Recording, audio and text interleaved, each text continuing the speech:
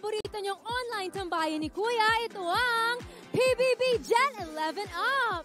Guys, grabe! Si Kai na nga ang ating 4th big placer at si Colette naman ang ating 3rd big placer. We are so happy for you both. We are so proud of you and you guys deserve all the good things you're about to get. So congratulations, guys! Okay, so as their fellow housemates, syempre sobrang happy kami for them. Deserve na deserve talaga nila yun. So congratulations, guys! Pero grabe rin talaga yung si Kuya, no? Sobrang big pasabog talaga ang big prizes niya para sa ating Big Four.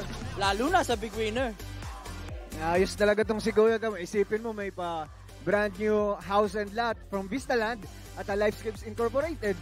Para sa big winner yun, ha? Diba? Yung pumasok ka na sa bahay ni Kuya tapos bigla ka pang binigyan ng isang bahay. Sana all, diba? Sana all talaga. But we are really happy for our Big Four, right? At kung sino man po sa kanila ang magiging big winner, we'll always be rooting for you. Tama.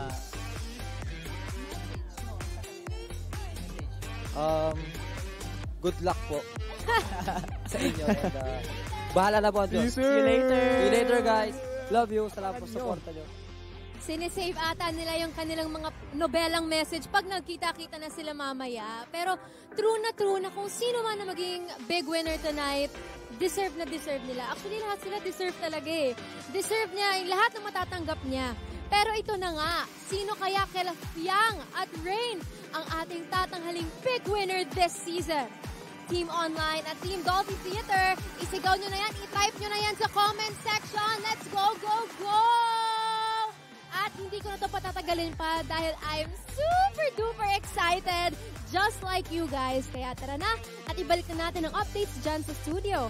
Alamin na natin kung sino nga ba ang ating Pinoy Big Brother Gen 11 Big Winner!